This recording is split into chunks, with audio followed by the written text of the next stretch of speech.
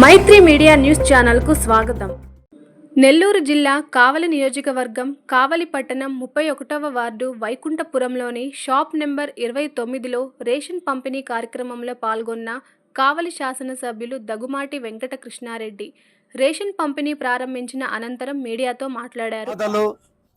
అన్నిటికీ పరిష్కారాన్ని చూపుతూ రాష్ట్ర ప్రభుత్వం ఈ రోజు నుంచి రేషన్ షాప్ విధానాన్ని పాత పద్ధతికి తీసుకొచ్చినందుకు రాష్ట్ర ప్రభుత్వాన్ని అభినందిస్తూ గత ప్రభుత్వంలో పలువురు లబ్ధిదారులు వాహనాలను ఏర్పాటు చేసి చేతుల మీదుగా రేషన్ సరుకులు వాహనాల రూపంలో బియ్యంని కార్యక్రమంలో జనసేన కొల్లగొట్టినటువంటి వైనాన్ని రవికుమార్ జనసేన టీడీపీ ఎప్పుడు వాహనం వస్తుందో ఎప్పుడు బియ్యం ఇస్తారో తెలియక ఎదురు చూసిన సంఘటనలు సత్యనారాయణ ప్రజలు ఇబ్బందులు పడినటువంటి వైనం కార్యకర్తలు అధికారులు పాల్గొన్నారు.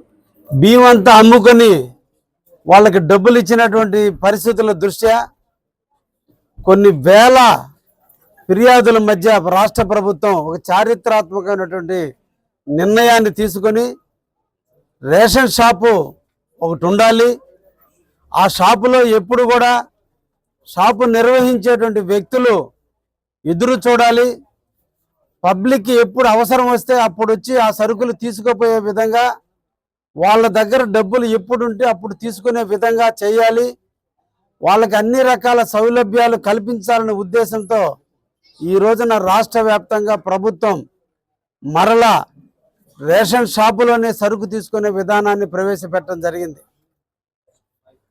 ఉదయం 8 గంటల నుంచి 12 గంటల వరకు, సాయంత్రం 4 గంటల నుంచి నైట్ 8 గంటల వరకు కూడా షాపులు ఓపెన్ చేయాలి. 65 సంవత్సరాల వయసు లోపు ఉన్నటువంటి ఎవరైతే ఉన్నారో రేషన్ షాపుకు సంబంధించి కార్డుకు సంబంధించిన వ్యక్తులు ప్రత్యక్షంగా వచ్చి సరుకులు తీసుకోపోవచ్చు. 65 సంవత్సరాలు దాటినటువంటి వాళ్ళు, వృద్ధులైనటువంటి వాళ్ళు రావటం కష్టం కాబట్టి ఈ డీలరే వాళ్ళ ఇంటికి వెళ్ళి డోర్ డెలివరీ ఇచ్చే విధంగా కూడా వృద్ధులకి సౌలభ్యాన్ని కల్పిస్తూ సామాన్య ప్రజానికానికి వచ్చి తీసుకుపోయే విధంగా ఈ రోజున ఈ రేషన్ షాపులను రూపొందించడం జరిగింది. గతంలో ఏ సరుకులు వచ్చాయో తెలియదు ప్రజలకి, రేషన్ షాపుకు వచ్చే పరిస్థితులు లేదు కాబట్టి బళ్ళల్లో తీసుకుపోయేటువంటి వాళ్ళు ఏది వచ్చిందని చెబితే, ప్రభుత్వం ఏది సప్లై చేస్తుందని చెబితే అదే నమ్మే పరిస్థితి. ఈ రోజున ఇక్కడ రేషన్ షాపుల్లో ఒక డిస్ప్లే బోర్డు ఉంటుంది. ఈ డిస్ప్లే బోర్డులో ఏమి ఇస్తారో, ఈ నెలలో ఏమి సరుకులు ప్రభుత్వం మంజూరు చేసిందో కూడా డిస్ప్లే బోర్డులో అనౌన్స్ చేయడం జరుగుతుంది. వాళ్ళు తీసుకుపోవడానికి అవకాశం ఉంటుంది, ఇక్కడే మెజర్మెంట్ చేసుకొని సరుకును తీసుకుపోవడానికి అవకాశం ఉంటుంది. కాబట్టి ఇది పారదర్శకంగా ఉంటుంది, అవినీతికి తావు లేకుండా ఉంటుంది. ఇక్కడ సరుకులన్నీ ఉన్నాయి కాబట్టి చెక్ చేసుకొని మీరు తీసుకుపోయే పరిస్థితి ఉంది.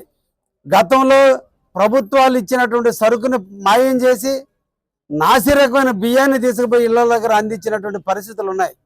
ఆ బియ్యం నాసిరకంగా ఉన్నందువల్ల మాకు వద్దని చెప్పి ఆ బళ్ళోళ్ళే మళ్ళా కొనుక్కునేటువంటి దుర్మార్గమైనటువంటి పరిస్థితులు కొన్ని వేల ఫిర్యాదులు అందినాయి.